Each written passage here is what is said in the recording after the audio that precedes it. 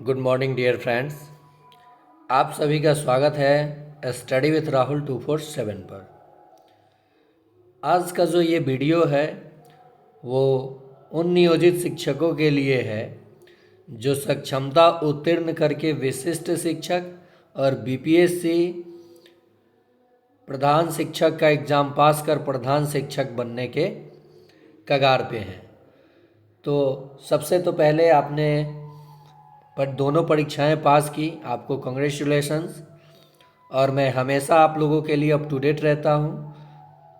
तो अगर आप अभी तक इस चैनल को सब्सक्राइब नहीं किए हैं तो सब्सक्राइब कर लें, बेल आइकन दबा लें ताकि समय समय से आपको अप टू डेट मिलता रहे। तो देखिए, बहुत सारे हमारे शिक्षक साथी के मन में ये प्रश्न चल रहा है कि विशिष्ट शिक्षक बने या प्रधान शिक्षक, यानी जो शिक्षक साथी सक्षमता भी उत्तीर्ण किए और बीपीएससी प्रधान शिक्षक का भी परीक्षा उत्तीर्ण किए, तो उनके मन में ये प्रश्न चलना बिल्कुल लाजमी है और चलना भी चाहिए। तो चलिए मैं यहाँ पे सब कुछ क्लियर करता हूँ कि कौन होगा बेस्ट, यानी किस में आपको योगदान करना चाहिए। सबसे पहले बात करूँ प्रधान शिक्षक की, तो जैसा कि अभी तक आपको देखने को मिला होगा कि जो मूल वेतन है इसको लेकर के 30,500 प्रधान शिक्षक का मूल वेतन निर्धारित किया गया है। और विशिष्ट शिक्षक जिनके लिए कहा गया है कि इनका जो मूल वेतन होगा वो विद्यालय अध्यापक के जितना, यानी 25,000 होगा। ठीक है, तो इस पे हम लोग बात करेंगे कि आपका कितना वेतन बनेगा। सबसे मेन मुद्दा तो यहाँ भी है। और ज़िला को लेकर के कि ज़िला अगर बदल करके प्रधान शिक्षक बनाता है तो हमारा खर्च उतना आ जाएगा, हम क्यों जाएंगे। आपको मैं बता रहा हूँ, मैं अपने नज़रिए से और अपने सोच से, कि आपको प्रधान शिक्षक में ही योगदान करना चाहिए। मैं क्यों कह रहा हूँ ये आपको बाद में पता चल जाएगा। सबसे पहली बात कि बीपीएससी टीआरई 1, टीआरई 2 और जो विशिष्ट शिक्षकों को राज्य कर्मी का दर्जा मिला, तीनों की मैं बात कर रहा हूँ, तो इनका कोई मूल वेतन राज्य कर्मी वाला नहीं है। और ये जो प्रधान शिक्षक बन रहे हैं इनके लिए भी ये वेतन उतना अच्छा नहीं है, लेकिन फिर भी ये राज्य कर्मी वाला वेतन माना जा सकता है। यानी ये पूर्णतः 100% राज्य कर्मी होंगे, लेकिन ये लोग पूर्णतः राज्य कर्मी नहीं है मेरे नज़रिए से। और रहा बात कि बीपीएससी टीआरई 1 और टीआरई 2, तो उनका क्या लॉस हो रहा है। वो तो फ्रेश बहाली से आए हुए थे, तो उनको जितना भी मूल वेतन मिला, जितना भी वेतन मिला योगदान के बाद, उनके लिए मान्य था। लेकिन जो शिक्षक विशिष्ट शिक्षक बन रहे हैं, एक तो इन्हें सेवा निरंतरता का लाभ नहीं मिल रहा है, और प्लस में जो इनका वेतन था, वेतनमान तय कर दिया गया है 25,000। ठीक है, यानी विद्यालय अध्यापक के जितना ही। तो इसके अकॉर्डिंग कितना वेतन बनेगा और प्रधान शिक्षक का कितना वेतन बनेगा, ये आपको अभी जानकारी मिल जाएगा। और मैं कम समय में ये सारी चीज़ें मैं आपको समझा दूंगा और आपको वेतन स्लिप तैयार करना भी सिखा दूंगा। ठीक है, तो आइए सबसे पहले हम लोग देखते हैं विद्यालय अध्यापक का वेतन। कहा गया है कि जनवरी 1 से योगदान जितने भी शिक्षक साथी नियोजन इकाई पे बहाल थे, वो विशिष्ट शिक्षक, विद्यालय विशिष्ट शिक्षक के रूप में अगर योगदान देते हैं, तो चाहे वो 2002 के हों चाहे 2022 के, इन सभी को विद्यालय अध्यापक के जितना ही वेतनमान दिया जाएगा। लेकिन कुछ शिक्षकों का कहना था कि वेतनमान इतना दिया जाएगा लेकिन बाकी लाभें बहुत दिया जाएगा। तो इसका कहाँ से नियम आता है कि वेतनमान इतना दिया जाएगा और अलग से आपको लाभ मिल जाएगा। ये आप भ्रम में न रहें। देखिए, मैं आप ही लोगों के लिए बोल रहा हूँ। हाँ, अगर वेतनमान आपका 30,500 होता तो उसके अकॉर्डिंग वेतन बनता, लेकिन जब वेतनमान बेसिक पे वही वेतनमान, तो जब आपका मूल वेतन 25,000 निर्धारित किया गया है, कितना, 25,000 विद्यालय अध्यापक जितना है, तो इसका ही सब कुछ निकाला जाएगा। अगर डीए आपको 53% मिलता है, 53%, तो 53% का मान जब आप निकालिएगा तो निकल करके कितना आएगा ज़रा देख लीजिए। 25 तिया 75 के 5 हाथ में, देखिए 25,000 का मैं 53% डीए निकाल रहा हूँ, तो 53/100 00 से 00 कट गया। 25 तिया 75 के 5 हाथ में 7, 25 पचे 125 और 7 कितना हुआ, 132 हुआ ना। एक जीरो छोड़ा था, लगा लिया, तो ये आपका आ गया डीए 13,250। कब? जब आपको इंक्रीमेंट मिलता है जनवरी वाला, यानी 53% होता है, चाहे 53% पे आपका वेतन बनता है तब। अब बात आता है एचआरए का, तो ये टाउन का अलग है और देहात का रूरल एरिया का अलग है, यानी 5% के हिसाब से अगर आपको मिलता है 25,000 का 5% के हिसाब से, तो देखिए कितना हो जाएगा। 00 से 00, 25 पच्चे 125, 1250 रुपया आ गया, जो कि ये दिया गया है। कैसे निकलता है वेतन मैं आपको सिखा रहा हूँ, और आप खुद आकलन कर सकते हैं कि कहाँ योगदान करना चाहिए, प्रधान शिक्षक या विशिष्ट शिक्षक। वीडियो के अंत तक बने रहिए, सब कुछ क्लियर कर दूंगा, कहीं आपको प्रश्न अलग से पूछने की ज़रूरत नहीं पड़ेगी। नेक्स्ट है, सबको मेडिकल 1,000 ही, आप प्रधान शिक्षक भी बनेंगे तो 1,000, उनके भी वेतन स्लिप को मैं दिखाऊंगा। टोटल सैलरी जो आपका बना, यहाँ जोड़ सकते हैं आप लोग, कितना बना, 40,500 टोटल सैलरी बना, अकाउंट में नहीं आया। अब ये एनपीएस डिडक्शन जो है 3825, ये आपके टोटल सैलरी में से कटेगा 3825 रुपया। अब ये घटा लीजिए तो कितना आ रहा है, 36,645 रुपया, जो कि है आपके बैंक अकाउंट में आएगा अगर ये वेतनमान आपको बेसिक पे से वेतन निर्धारित किया जाता है तो।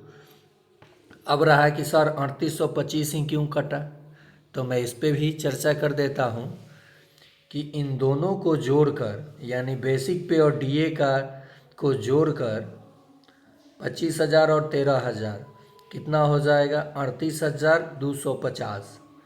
38,250 ये जोड़कर एनपीएस डिडक्शन होता है इसका 10%। कितना होता है, 10%। सरकार का नियम है। 00 से 00 कैंसिल, कितना आया, 3825 आया। तो डीए और बेसिक पे को जोड़कर जब आप 10% निकालेंगे, जितना मान आएगा वो एनपीएस डिडक्शन होगा। फिर तो ये आपके टोटल सैलरी में से माइनस किया जाएगा और जो पैसा बचेगा आपको दिया जाएगा बैंक अकाउंट में। प्रॉफिट आपको कहाँ होगा इसमें, ये मैं दिखा रहा हूँ। नेक्स्ट है, ये तो आपके सैलरी से डिडक्ट हो गया। अब इन दोनों को जोड़कर, यानी 38,000 ये जो मैं कहना चाहता हूँ कि 38,250 का 14% एनपीएस में योगदान करेगा बिहार सरकार। कितना, 14%। तो 14/100, 10 से 10 कटा, और जब 10 से हम लोग ये 5 से कट जाएगा, देखिए ये 5 से कट जाएगा, 7 पचे 35 के 5, 3 2 35 हुआ, तो 35 3 38, 3 2 6 पचे 30, 50 25, 5 से कटा, ठीक है, और ये 5 से कटा तो 2, ये 7, 7 पचे 35 के 5 हाथ में, यहाँ पे कुछ 38,250 का 14%, 10 से 10 मैंने काट दिया, 5 से काटा, 7 पचे 35, 6 पचे 30, 2 5 25, ठीक है, और 2 7, तो यहाँ पे 7 पचे 35 के 5 हाथ में 3, 7 छक 42,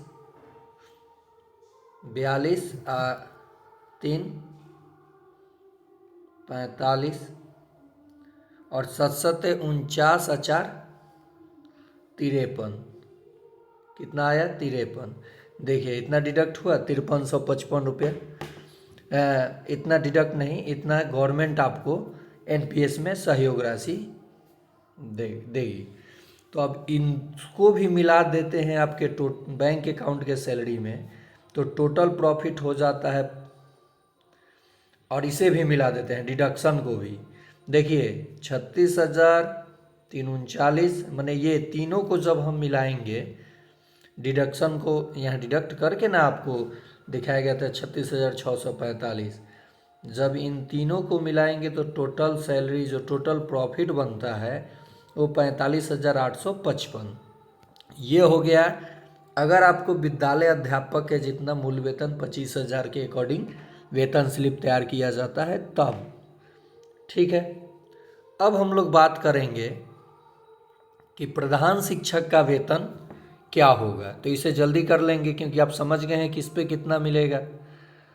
तो जो प्रधान शिक्षक का वेतन तैयार होगा वो मूल वेतन होगा 30,500। कितना होगा 30,500। मूल वेतन कितना तैयार होगा 30,500। अब इसका DA 53% जब निकालिएगा तो आएगा 16,165 रुपया। फिर HRA 5% के हिसाब से 1,525 रुपया। और मेडिकल देखिए इनको भी 1,000 मिलेगा। टोटल जो अकाउंट में पैसा, टोटल सैलरी जो होगा इनका यहाँ पे टोटल 49,190 और एनपीएस में डिडक्शन होगा 4,667 रुपया। और एनपीएस गवर्नमेंट देगी 65,133 रुपया। और टोटल प्रॉफिट इनको होगा 55,723 रुपया। और एक चीज़, यहाँ प्रधान शिक्षक में आपको ग्रेजुएटी मिलेगी। एनपीएस की चर्चा है यहाँ पे क्योंकि बीपीएससी के द्वारा आप प्रधान शिक्षक बने हैं, लेकिन यहाँ पे विशिष्ट शिक्षक में ये ग्रेजुएटी और एनपीएस की पूर्णतः चर्चा नहीं है। ये सच है कि इसकी चर्चा नहीं है। तो ये रहा प्रधान शिक्षक का वेतन। मैंने बता दिया कि कैसे निकलता है। इसका जब 53% तो ये आ जाएगा, फिर इसका 5% तो 1,525 आएगा और 1,000 मेडिकल। ठीक है, फिर ये जो टोटल सैलरी आपका बना इससे ये डिडक्ट कर लिया जाएगा, जो बचेगा पैसा आपके अकाउंट में जाएगा।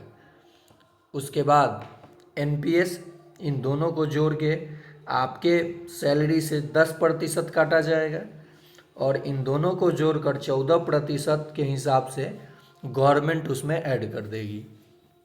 तो टोटल आपका ये बन जाएगा और आपको ग्रेजुएटी मिलेगी। तो आपको योगदान करना चाहिए अगर एग्ज़ाम निकाले हैं बीपीएससी प्रधान शिक्षक का तो इसी में।